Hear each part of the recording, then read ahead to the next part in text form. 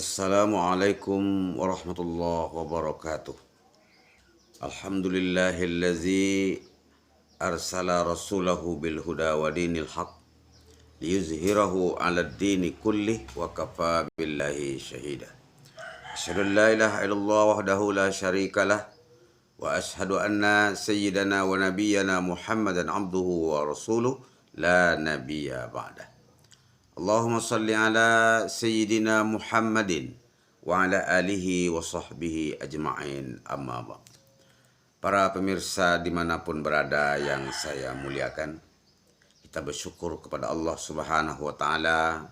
Di subuh Ramadan ini kita masih diberikan nikmat sehat.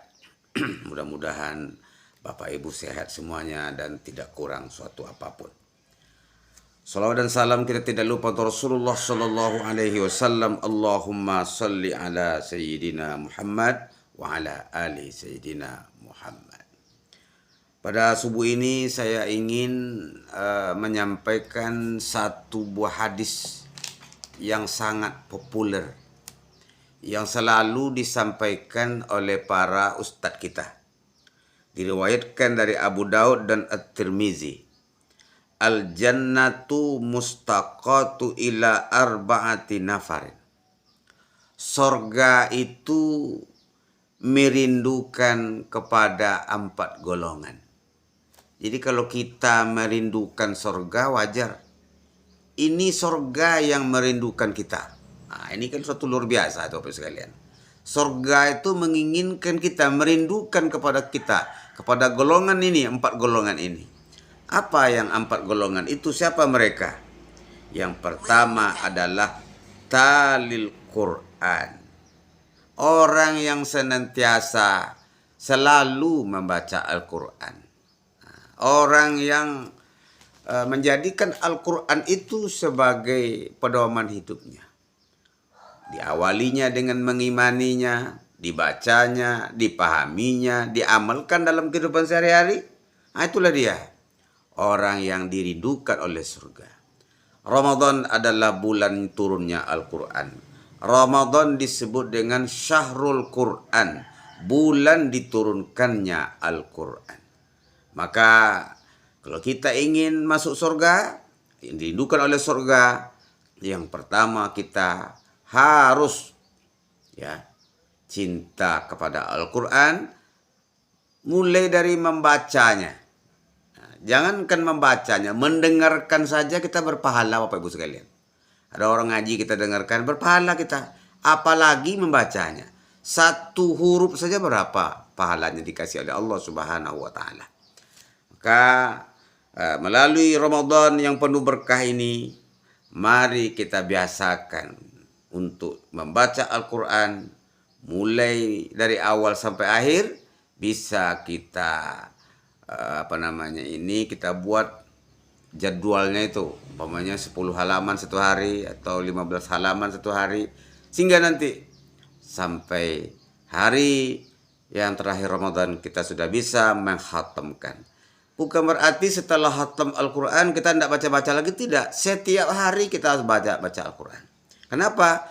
Al-Quran itu adalah syifaul lima fis sudur, obat bagi hati.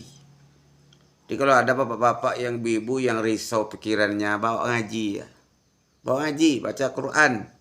Insya Allah, Allah akan berikan ketenangan jiwa kepada kita kalau kita selalu membaca ayat suci Al-Quran. Golongan yang kedua kata Nabi, wahafizil lisan. Orang yang menjaga lisan. Orang yang menjaga lidahnya, jangan sampai lidahnya itu berkata-kata kotor, berkata-kata yang sumpah serapah. Nah, itu yang disebut oleh Nabi itu, man kana yu'minu billahi wal yaumil akhir falyakul khairan aw liyasmut. Kalau memang kamu beriman kepada Allah dan hari akhirat, hendaklah kamu berkata yang baik. Kalau nggak bisa baik, diam. Nah, jadi betapa pentingnya memelihara perkataan. Bahasa adalah cerminan pribadi orang. Kalau kita tengok zaman sekarang ini di media sosial, kata-kata orang la ilaha illallah, sumpah serapah. Saya kadang-kadang ngeri kita nengok orang zaman sekarang depan. Tidak ada lagi kata-kata yang mencaci maki orang, merendahkan orang. Nah, itu bukan itu yang dirindukan oleh surga itu. Orang yang dirindukan oleh surga itu apa? Orang yang senantiasa menjaga lidahnya. Salamatul insan fi hibzil lisan. Keselamatan manusia itu tergantung dia bisa atau tidaknya memelihara lidahnya. Apalagi di bulan suci Ramadan ini, lidah kita harus kita pelihara. Jauhi caci maki, jauhi bohong, jauhi ghibah dan namimah, karena itu akan merusak pahala puasa kita. Bapak Ibu yang saya hormati, itu golongan yang kedua. Golongan yang ketiga adalah wamut imil ji'an. Orang yang memberi makan orang lapar. Nah, kan bukan hanya di bulan puasa saja, di bulan puasa ada orang kita bawa orang berbuka, itu termasuk situ. Kalau zaman dulu orang dalam bulan puasa tuh banyak membawa orang berbuka, Pak. Kalau zaman sekarang saya tengok itu sudah mulai agak, paling yang mengadakan itu instansi. Ada perusahaan, ada pihak pemerintah. Kalau pihak warga masyarakat, nah itu agak jarang lagi. Kalau zaman dahulu kita lihat, dia bawa anak yatim, dia bawa fakir miskin, dibawa mamanya, dibawa alim ulama, ustadz, berdoalah di rumah tuh, makan atau berbuka puasa. Siapa yang membawa berbuka puasa, memberi makan orang berbuka itu, pahalanya dapat seperti orang yang berpuasa itu dengan tidak mengurangi pahala orang yang kita bawa berbuka itu, Bapak Ibu sekalian. Jadi biasakanlah kembali untuk membawa orang berbuka puasa. Nah, kadang-kadang beralasan repot Pak Ustadz, repot. Nah, yalah kalau repot boleh dikasih takjil. Nah, kita banyak berjumpa sekarang ini, berjumpa dengan orang-orang yang dekat berbuka tuh dia membagikan takjil, membagikan makanan. Bagus sekali itu. Bulan Ramadan ini bulan berbagi Bapak Ibu sekalian. Kalau kita lihat di tanah suci Makkah Al-Mukarramah, di Madinatul Munawwarah sampai ke negara-negara di Timur Tengah, mereka betul-betul memanfaatkan Ramadan itu untuk berbagi, membantu orang yang kelaparan. Nah, itulah hakikatnya itu. Jadi apa yang kita rasakan ketika kita berpuasa itu kita wujudkan, kita manifestasikan dalam kehidupan dengan selalu memberikan, menolong orang yang lapar. Ya, dibiasakanlah banyak berbagi, menolong orang.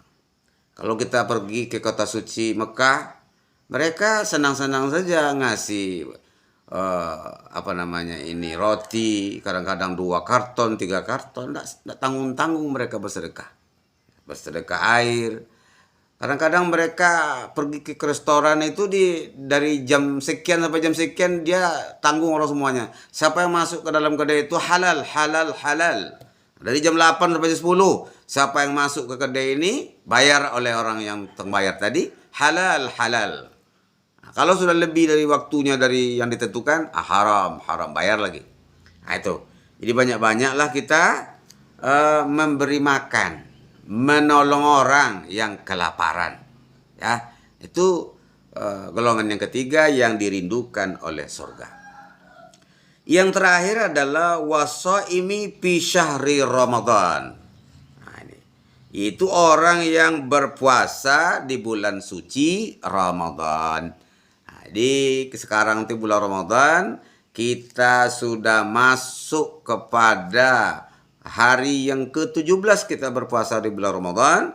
Nah, mari kita sempurnakan.